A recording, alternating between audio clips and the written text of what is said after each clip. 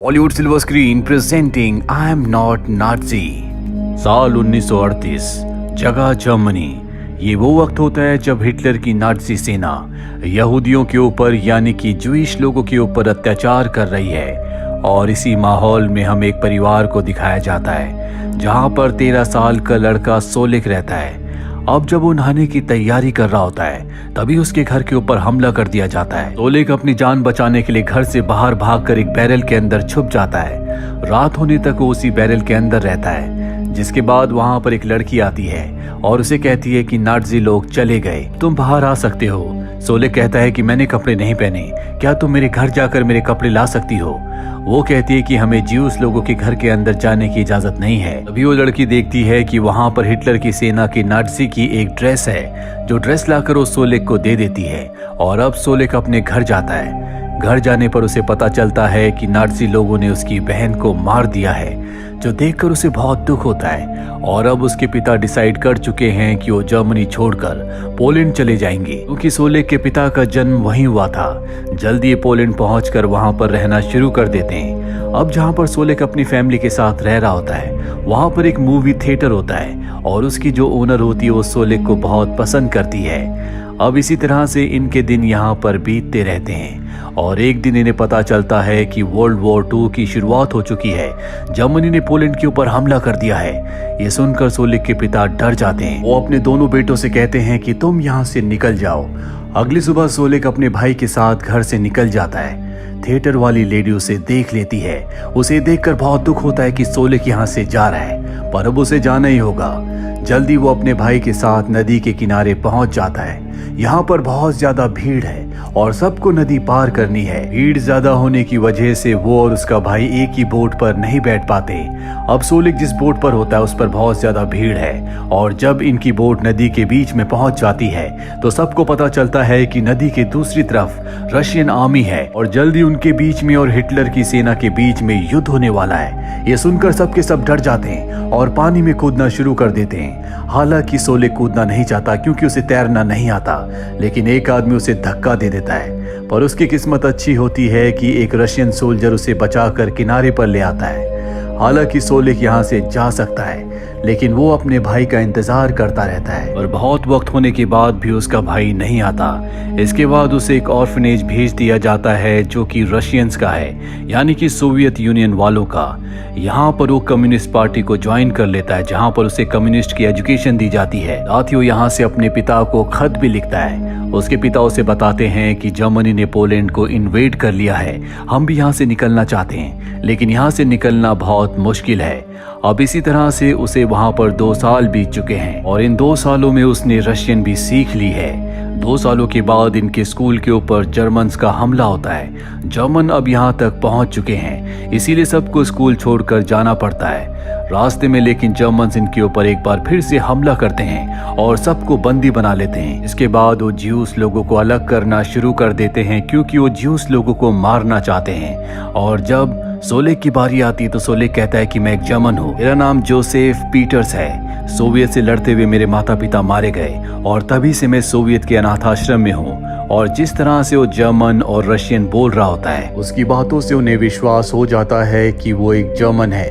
अब इन्होंने एक आदमी को पकड़ा होता है जिसे सिर्फ रशियन आती है और अब सोलिक को उसके पास ले जाया जाता है, क्योंकि वो एक बाइलिंगुअल है। वो रशियन और जर्मन दोनों भाषाओं को अच्छे से बोल सकता है। सोलिक उस आदमी से रशियन में बात करता है और यहाँ पर जर्मन्स को पता चलता है कि ये उनका दुश्मन नहीं बल्कि ये उनका दोस्त है, जो कि जोसेफ स्टेलियन का बेटा है। सोलिक के इस काम से जर्मन सोल्जर्स बहुत इम्प्रेस हो जाते हैं और उसे अपना इंटरप्रेटर बना लेते हैं, ताकि अगर उन्हें किसी भी रशियन से बात करनी हो तो सोलिक उनकी मदद कर सके।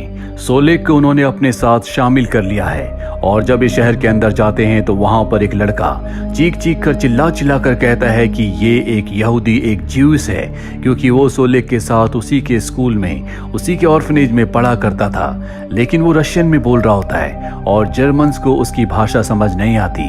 सोलिक उसके पास जाता है और उसे एक थप्पड़ मारता है, जिसके बाद वो लड़का सोलिक के ऊपर हमला कर देता है, पर जर्मन्स उसका पीछा करना शुरू कर देते हैं। वो लड़का अपनी जान बचाने के लिए भागता है, जिस वजह से उसका एक्सीडेंट हो जाता है और उसकी मौत हो जाती है। सोलिक ये देखकर बेहोश हो जाता है, क्योंकि वो ऐसा बिल्कुल भी नहीं चाहता था। और अब सोलेक जर्मन्स की सेना में भर्ती हो चुका है, वो हमेशा उनके साथ रहता है, लेकिन वो इस बात का हमेशा ध्यान रखता है कि वो कभी उनके सामने ना नहाए और ना ही उनके सामने टॉयलेट करे, क्योंकि अगर उन्होंने उसका प्राइवेट पार्ट देख लिया तो वो समझ जाएंगे कि ये एक ज्यूस है।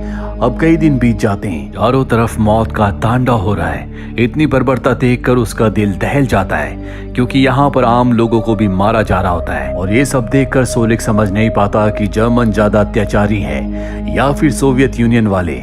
रात को बहुत ज्यादा परेशान होता है, वो अपने आई कार्ड को जला रहा होता है। तभी उसके पास एक सोल्जर आता है जो कि एक्टर है। सोलिक को उससे बातें करके बहुत अच्छा लगता है, क्योंकि वो खुद भी कभी एक्टर बनना चाहता था। अब अगली सुबह सोलिक जब नहा रहा होता है तो वही एक्टर चुपके से उसके कमरे में आ जाता है और उसके साथ छेड़खानी करना शुरू कर देता है, क्योंकि ये एक गे है और अब उसने सोलिक को न्यूड देख लिया है। वो पहचान जाता है कि वो एक ज्यूस है। सोलिक बहुत ज्यादा डर जाता है। वो कहता है कि तुम्हें डरने की जरूरत नहीं है, मैं तुम्हारी असलियत किसी को नहीं बताऊंगा, क्योंकि जर्मन्स गे से और ज्यूस से बराबर नफरत करते हैं। ये सुनकर सोलिक को थोड़ी सी तसल्ली मिलती है, क्योंकि उसका राज अब भी राज ही रहेगा। कुछ दिनों के बाद रशियन इनके ऊपर हमला करते हैं, जिसमें वो एक्टर के साथ साथ सोलिक के बहुत सारे साथी मारे जाते हैं। सोलिक सिर्फ अकेला बचता है, जिसके बाद वो रशियन से कहता है कि मैं सरेंडर करना चाहता हूँ। रशियंस कहते हैं कि अपनी बंदूक उठाकर हमारी तरफ आ जाओ, हम तुम्हें कुछ नहीं कहेंगे। और अब सोलिक ऐसे ही करता है, और जब वो थोड़ा सा आगे जाता है तो देखता है कि वहां पर जर्मन्स पहुंच चुके हैं, जिन्होंने सभी रशियंस को पकड़ लिया है। और अब जर्मन्स उसे देखकर समझते हैं कि सोलिक ने अकेले ही उनसे बहुत देर तक मुकाबला किया और अब भी वो उनसे लड़ने के लिए आगे बढ़ रहा था, इसीलिए सब उसकी बहुत वाहवाही करते हैं। ये बात जर्मन कमांडर तक पहुंच जाती है। वो सोलिक को अपने पास बुलाता और कहता है कि मैं तुम्हें जर्मनी के सबसे बड़े स्कूल में पढ़ने के लिए भेज रहा हूँ। मेरा कोई बेटा नहीं है, इसीलिए बाद में मैं तुम्हें गोद ले लूंगा। ये सुनकर सोलिक को बहुत अच्छा लगता है और अब वो स्कूल में पहुंच जाता है, जहाँ पर एक दिन क्लास के दौरान यहाँ पर एक टीचर आता है और वो सबको बताता है कि मैं तुम्हें एक ऐसी टेक्निक बताऊंगा जिससे तुम यहूदियों को यानी कि ज्यूस लोगों को दूर से पहचान लोगे। जिसके बाद वो सोलिक को आगे आने के लिए कहता है। सोलिक बहुत ज्यादा डर जाता है। वो सोलिक की आंखों का रंग देखता है, उसके सर का नाप लेता है और बताता है कि ये एक मिक्स ब्रीड है, लेकिन ये एक जर्मन है। ये सुनकर सोलिक को थोड़ी सी तसल्ली होती है। यहीं एक लड़की होती है जिसका नाम लिनी है और वो अब लिनी को पसंद करने लगा है। लिनी भी सोलिक को पसंद करती है, लेकिन वो उसके बहुत करीब नहीं जाता, क्योंकि वो जानता है कि अगर लिनी ने उसे न्यूड देख लिया तो पहचान जाएगी कि ये एक ज्यूस है। यहाँ पर स्कूल में एक और लड़का होता है जो लिनी को पसंद करता है, जिसे ये बात बिल्कुल पसंद नहीं होती कि सोलिक और लिनी एक दूसरे के इतने करीब है। अब एक दिन लिनी और सोलिक घूमते घूमते एक जगह पहुंचते हैं जहाँ पर बहुत सारे ज्यूस लोगों की कब्र होती है। लिनी कहती है कि मैं ज्यूस लोगों से नफरत करती हूँ, अगर कभी मेरे सामने कोई ज्यूस आ गया तो मैं उसे गोली मार दूंगी। ये सुनकर सोलिक को गुस्सा आता है और वो लिनी को थप्पड़ मार देता है। लिनी भी उससे नाराज हो जाती है और कहती है कि तुम एक नामर्द हो, और वहां से चली जाती है। रात को सोलिक को सपना आता है। इस सपने में वो अपनी मरी हुई सिस्टर को देखता है। उसकी सिस्टर कहती है कि तुम्हें अपने परिवार को ढूंढना चाहिए। और अब अगले दिन सोलिक बस से अपने परिवार को ढूंढना शुरू कर देता है। उसके शीशे धुंधले होते हैं और तभी वो सड़क पर बैठी एक महिला को देखता है जो उसे उसकी मॉम की तरह लगती है, लेकिन जब तक वो वापस आता है वो वहां पर नहीं होती। और अब सोलिक उसी बस से उसी रूट से हर रोज आता है, लेकिन वो लेडी उसे फिर कभी नहीं दिखती। बहुत दिनों से उसे लिनी नहीं मिली, इसीलिए वो लिनी के घर जाता है। उसकी मॉम बताती है कि लिनी प्रेग्नेंट है। ये सुनकर वो शॉक्ड हो जाता है। वो उसकी मॉम से कहता है कि वो बच्चा मेरा नहीं है। लिनी की मॉम कहती है कि मुझे पता है, तुम्हारी क्लास में जो दूसरा लड़का पढ़ता है जो लिनी को पसंद करता है, ये बच्चा उसका है। लिनी हमेशा से माँ बनना चाहती थी ताकि वो एक बेटे को जन्म दे और उसे सेना में भर्ती करे। अब लिनी के प्रेग्नेंट होने की बात से वो पूरी तरह से टूट जाता है। वो इतना इमोशनल हो जाता है कि लिनी की मॉम को बता देता है कि मैं एक ज्यूस हूँ।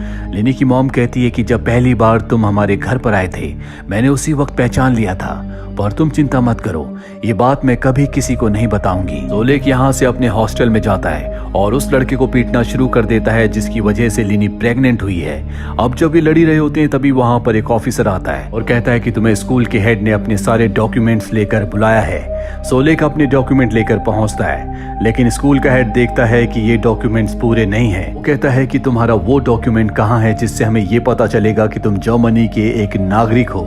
सोलिक कहता है कि वो अनाथ आश्रम में छूट गया और अब स्कूल के हेड को उस पर शक हो चुका है। वो कहता है कि तुम चिंता मत करो, मैं अनाथ आश्रम से उस डॉक्यूमेंट को मंगवा लूंगा, क्योंकि हम नहीं चाहते कि यहाँ पर एक भी देश का गद्दार रहे, और जिस दिन हमें पता चल गया कि तुम एक यहूदी हो उस दिन तुम्हें मार दिया जाएगा।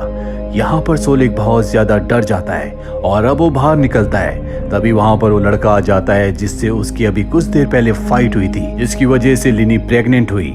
वो सोलेक को उल्टा सीधा कहना शुरू कर देता है, क्योंकि अब उसे भी पूरी तरह से यकीन हो चुका है कि ये एक ज्यूइश है। पर तभी यहाँ पर सोवियत की सेना बमबारी करना शुरू कर देती है, जिससे उस लड़के की मृत्यु हो जाती है। साथ ही स्कूल का जो हेड होता है इस हमले में वो भी मारा जाता है, और सोलेक एक बार फिर से आजाद हो चुका है। जिन भी लोगों को उस पर शक था वो सब के सब मारे जा चुके हैं। लेकिन अब जंग की वजह से सभी स्टूडेंट्स को जंग में उतरना पड़ता है। सोलेक भी उनके साथ होता है, लेकिन वो गोली नहीं चला पाता, पर उसके साथी कहते हैं कि तुम्हें गोली चलानी होगी। इसके बाद उसे गोली चलानी पड़ती है।